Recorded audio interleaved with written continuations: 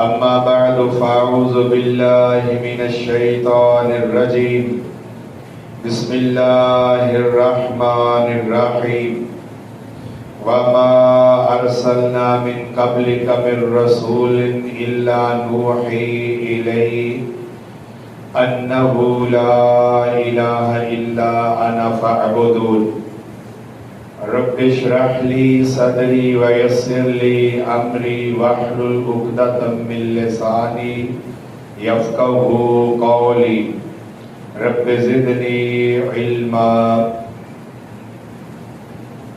تمام قسم کی تحمیدات، تعریفات، تمجیدات بزرگی، جاه و جلال اور کبریائی اللہ احسن الخالقین احکم الحاکمین کی وحدہ لا شریک غفور الرحیم ذات کے لیے، جس کے حکم اور حکمت سے زمین و آسمان کا نظام قائم اور دائم ہے، جس کے حکم سے ہوائیں چلتی، بادل جمع ہوتے، گرجتے، بجلی چمکتی اور بارش برستی ہے۔ اس کی ذات میں، صفات میں، عبادت میں نہ کوئی شریک تھا اور نہ ہو سکتا ہے۔ ان گنت اور لا تعداد درود و سلام امام الانبیاء، سید الاولین والآخرین، شفیع المذنبین، رحمت للعالمین جناب محمد مصطفیٰ صلی اللہ تعالی علیہ وآلہ وبارک وسلم کے لیے۔ گرامی قدر حاضرین خطبہ جمعہ، حضرت رسول اللہ صلی اللہ علیہ وسلم نے مکہ مکرمہ کے اندر وحی الہی کی روشنی میں اس دعوت کو شروع کیا، جس کا سب سے پہلا اور بنیادی نکتہ ان لوگوں کے سامنے جن کا زندگی گزارنے کا رنگ اور ڈھنگ یہ تھا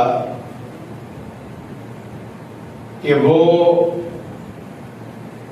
اپنے متعلق یہ دعویٰ کرتے تھے کہ ہم ابراہیم علیہ السلام کے ماننے والے اور پیروکار ہیں، جبکہ ہر قبیلے میں ایک الگ بت اور خدا موجود تھا، اور بیت اللہ الحرام کو انہوں نے بڑے بڑے بتوں سے بھرا ہوا تھا۔ انبیاء کرام علیہم السلام اور مقدس شخصیات کی تصاویر بھی بنائی ہوئی تھی۔ ہر کام کرنے سے قبل، ہر ضروری سفر شروع کرنے سے پہلے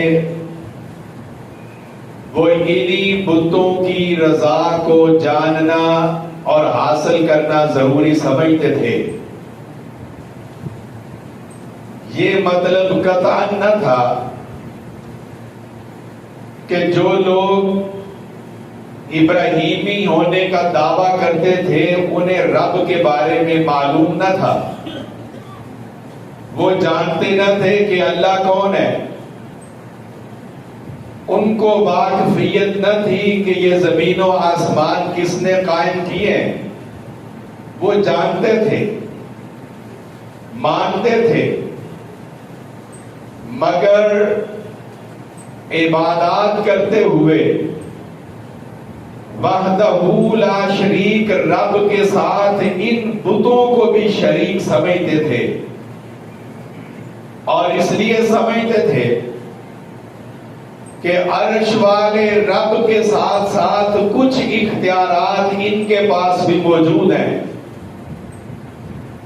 اور ہم بہت کمزور اور چھوٹے ہیں. ہماری رسائی اور ہماری پہنچ اللہ وحدہ لا شریک تک نہیں ہے. ہم عبادت میں ان کو اس لیے شریک کرتے ہیں کہ یہ ہماری فریاد کو، درخواست کو، حاجات کو ایک اللہ کے سامنے پہنچاتے ہیں. ما نعبدهم الا ليقربونا الى الله زلفى. جب وہ بیت اللہ الحرام میں حج کرنے کے لیے آتے تب تلبیہ پڑھتے ہوئے بھی یہی کہتے تھے کہ تیرا کوئی شریک نہیں ہے، وہی شریک ہے جس کو تو خود اپنے ساتھ شریک بنا لیتا ہے. اس ماحول میں حضرت رسول اللہ صلی اللہ علیہ وسلم نے جو دعوت شروع کی اس کا بنیادی نقطہ یہ تھا، قولوا لا الہ الا اللہ. لوگوں اس بات کا اعتراف کرو اور اپنے دل کی تہ سے یقین پیدا کر کے اپنی زبان سے اقرار کرو اللہ کے علاوہ اور کوئی معبود اس دھرتی کے اوپر موجود نہیں ہے، کوئی اور نہیں ہے جو الہ کے درجے تک جا سکے، کوئی اور نہیں ہے جس کو اللہ کی عبادت کے ساتھ شریک بنایا جا سکے، کوئی اور نہیں ہے جس کے سامنے اپنی حاجات اور ضروریات کو رکھا جا سکے. یہ دعوت کوئی نئی دعوت نہ تھی کہ دنیا کے لوگوں نے پہلی بار سنا ہو. یہ دعوت اس کائنات کی سب سے قدیم، سب سے پرانی اور سب سے پہلی دعوت جس کو اللہ نے اس انداز میں بیان کیا ہے، وَمَا أَرْسَلْنَا مِن رَّسُولٍ مِّن قَبْلِكَ مِن رَّسُولٍ إِلَّا نُوحِي إِلَيْهِ. اے میرے حبیب، آپ سے قبل جتنے نبی بھیجے ہیں، حضرت آدم علیہ السلام سے لے کے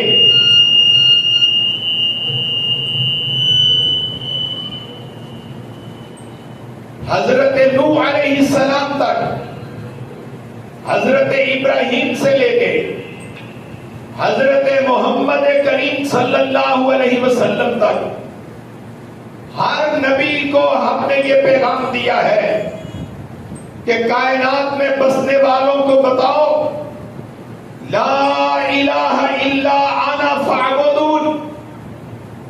کوئی تمہارا معبود نہیں ہے، صرف ایک معبود ہے، عرش والا رب. اور میں تمہیں حکم دیتا ہوں کہ میرے علاوہ کسی اور کی عبادت نہیں کرنی ہے. اسی دعوت کو تمام انبیاء نے اپنی اپنی قوموں کے سامنے پیش کیا. وَلَقَدْ بَعَثْنَا فِي كُلِّ أُمَّةٍ رَّسُولًا أَنِ اعْبُدُوا اللَّهَ وَاجْتَنِبُوا الطَّاغُوتَ. ہم نے ہر قوم کے اندر اپنے رسول اور نبی بھیجے، نبوت دی، رسالت دی، تعلیمات دی، اور سب سے پہلے انہیں یہ پیغام دیا ہے ان اعبدوا اللہ، اللہ کے علاوہ کسی اور کی عبادت نہیں کی جا سکتی ہے. کسی اور کے سامنے ہاتھ باندھ کر حالت عبادت میں کھڑے نہیں ہوا جا سکتا، نہ رکوع کیا جا سکتا ہے، نہ اپنی پیشانی کو جھکایا جا سکتا ہے، نہ نظر دی جا سکے، نہ منت مانی جا سکے، نہ کسی اور کے علاوہ صدقہ کیا جا سکے، نہ کسی اور کے علاوہ روزہ رکھا جا سکے. ان اعبدوا اللہ، اللہ کی عبادت کرو. واجتنبوا الطاغوت، اور اس کائنات میں جتنے طاغوت موجود ہیں جو تمہیں عقیدہ توحید کو اور رب کی بندگی سے منع کرتے ہیں سب کا انکار کرو.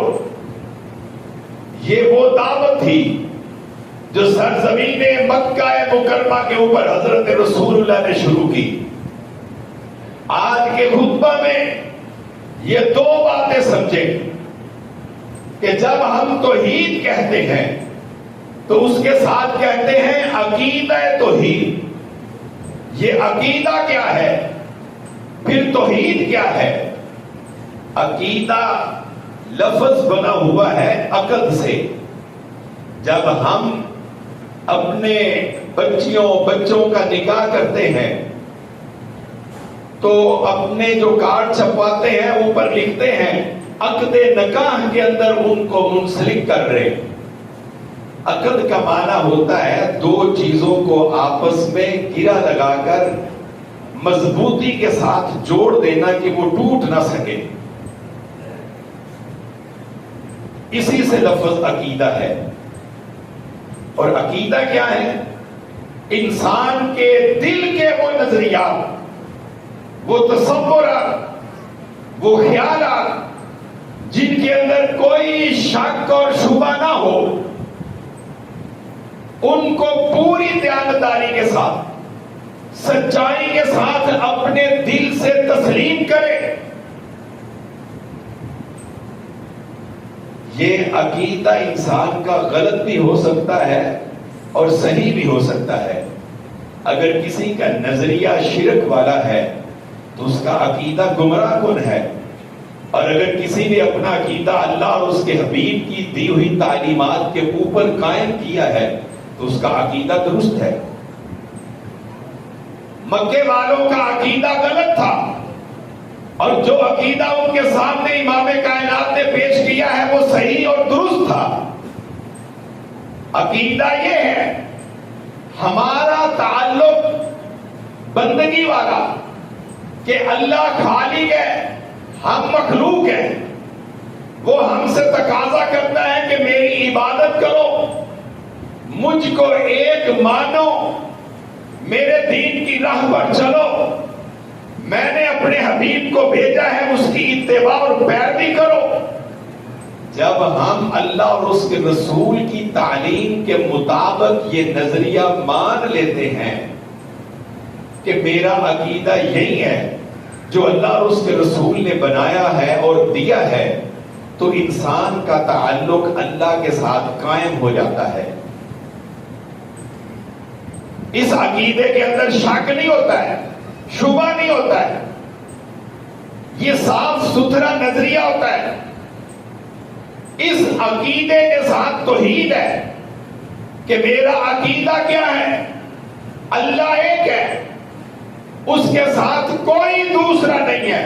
وَإِلَٰهُكُمْ إِلَٰهٌ وَاحِدٌ. قرآن کے وہ الفاظ جو ہمارے ان پڑھ لوگوں کو بھی سمجھ آتا ہے. وَإِلَٰهُكُمْ إِلَٰهٌ وَاحِدٌ. تمہارا رب، تمہارا معبود، تمہاری سننے والا، جاننے والا، پوری کرنے والا، عطا کرنے والا، چھین لینے والا، صحت دینے والا، صحت واپس لینے والا، اولاد دینے والا، اولاد لینے والا، طاقت اور قوت رکھنے والا، وہ المالک، القدوس، السلام، المؤمن، المہیمن، العزیز، الجبار، المتکبر، وہ الرحمن، وہ الرحیم. الہ واحد، ایک ہے، اور کوئی دوسرا اس کائنات کے اندر رب ہو سکتا ہونے کا دعویٰ کرے جس طرح فرعون نے کہا انا ربکم الاعلی. ایسا کوئی دعویٰ ایمان والے قبول کر سکتے؟ یہ توحید ہے. جب ہم توحید کا لفظ بولتے ہیں تو عمومی طور پر ہر شخص یہی سمجھتا ہے کہ اللہ کو ایک ماننا توحید ہے. تھوڑی سی وضاحت اس میں سمجھ لیں کہ جب ہم توحید کا لفظ بولتے ہیں تو اس کا معنی اور مفہوم کیا ہے. تین باتیں اللہ کو ایک مانتے ہوئے سمجھنا اور ان پر یقین رکھنا ضروری ہے. تین باتیں. اور علماء کرام نے قرآن اور احادیث کی روشنی میں لکھا ہے کہ توحید تین طرح کی ہے. توحید کی اقسام تین ہیں اور تینوں کو ماننے کے بعد بندہ مسلمان ہوتا ہے.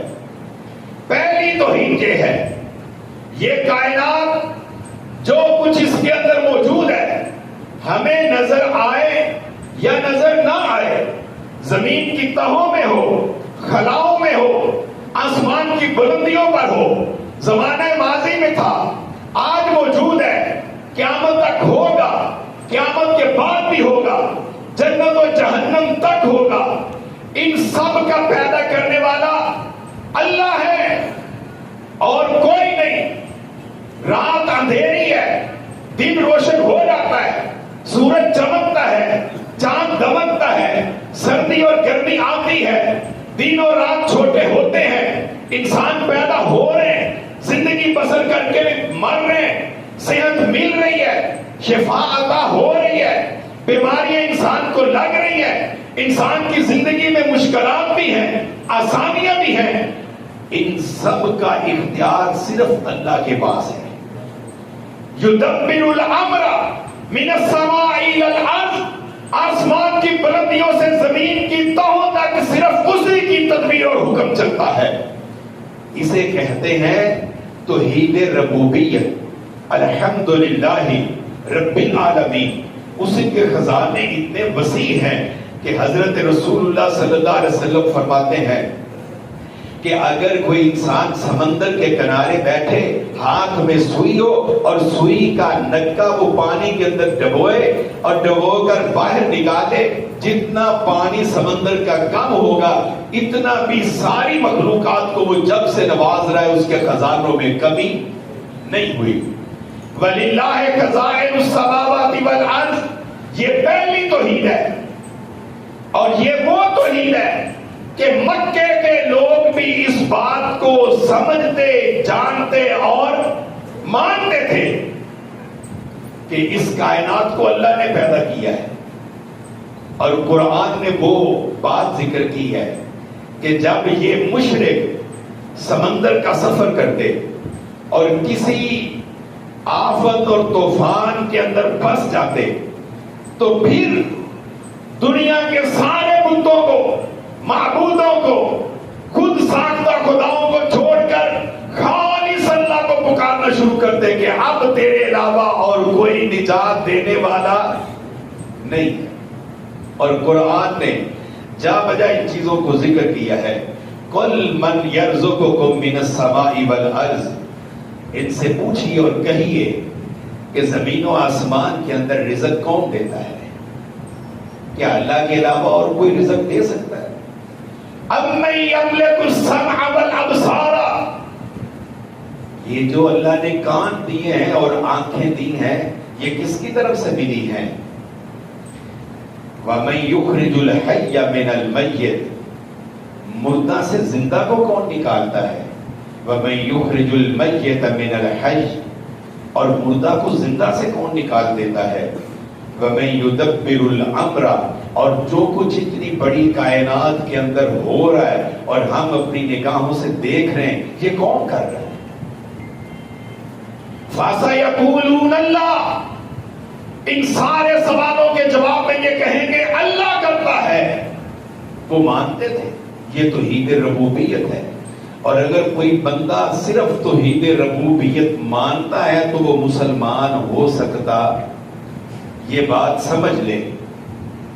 ایک شخص کہتا ہے اللہ کو، اللہ ہے زمین و آسمان کا پیدا کرنے والا، تو پھر اللہ ہے، تو جب اللہ کی بندگی کی باری آتی ہے پھر دوسرے کیوں آ جاتے ہیں؟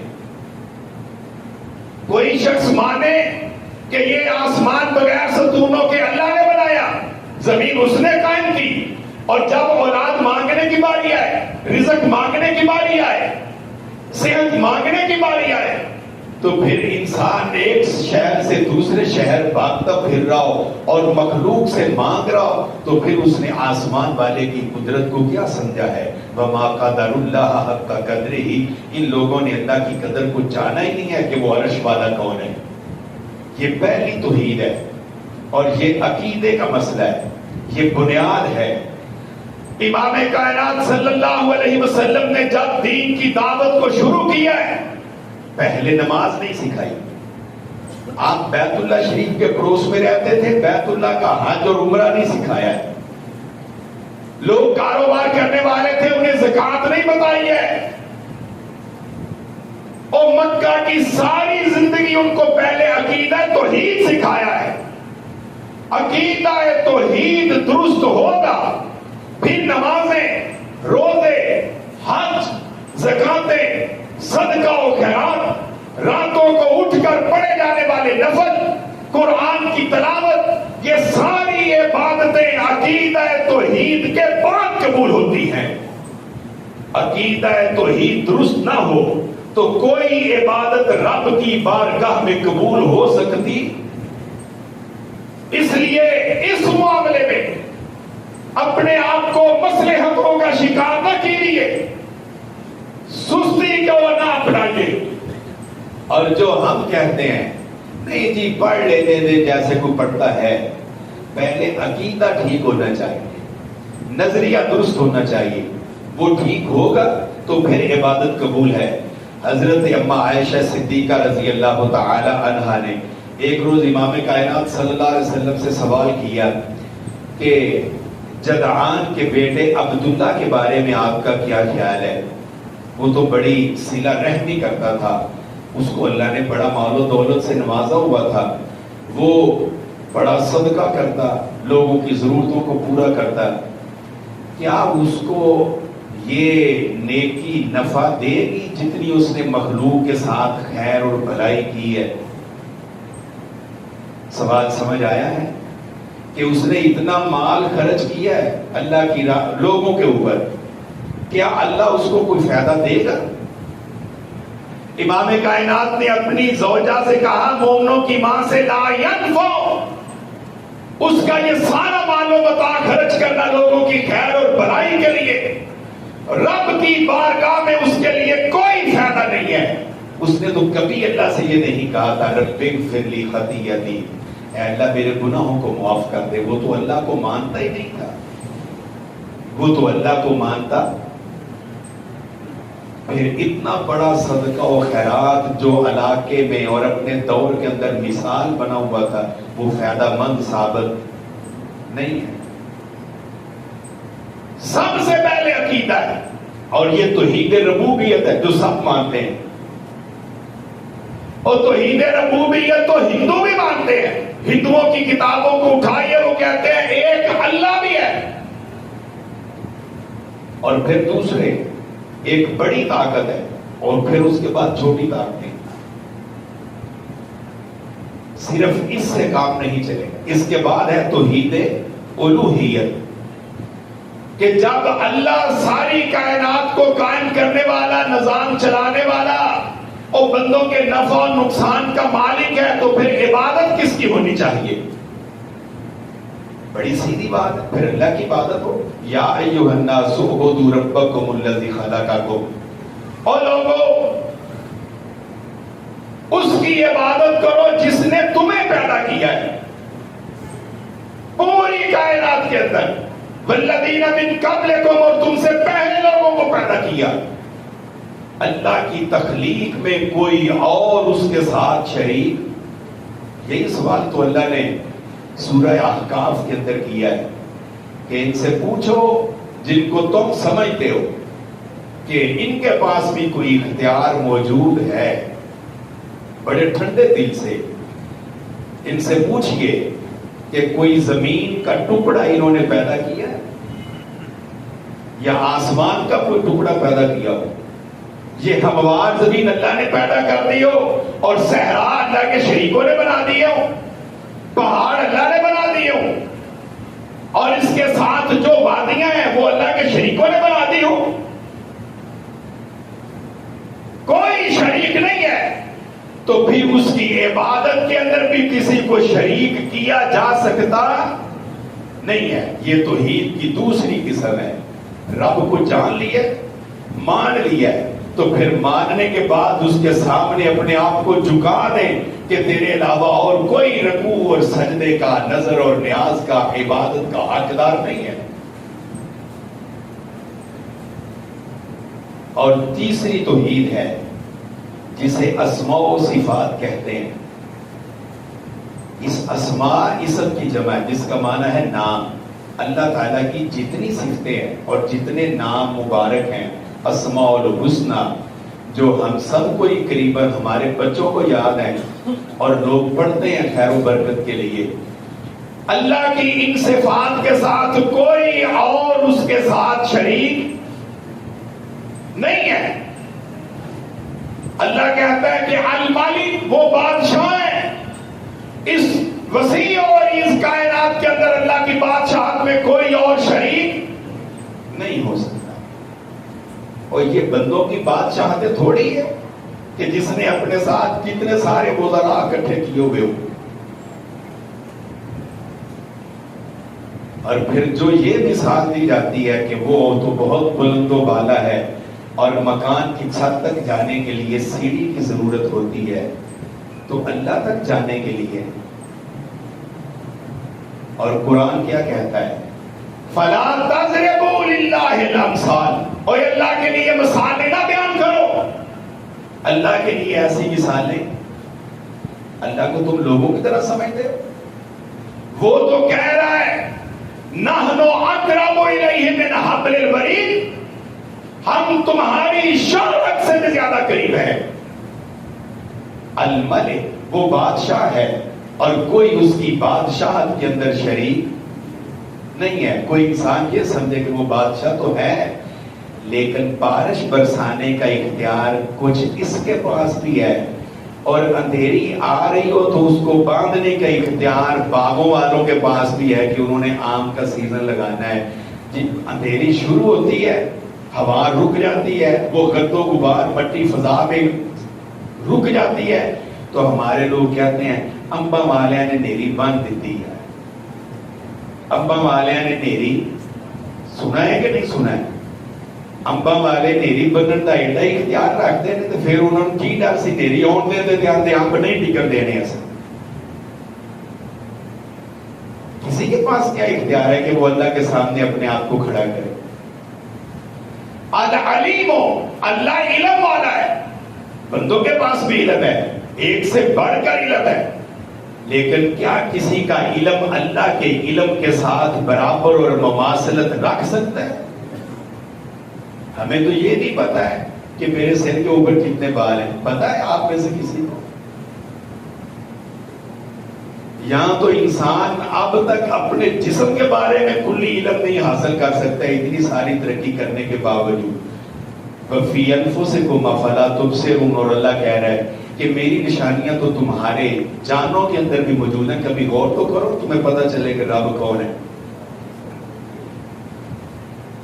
العلیم، وہ علم والا ہے اور کوئی اس کے علم کے اندر شریک ہو سکتا نہیں ہو سکتا.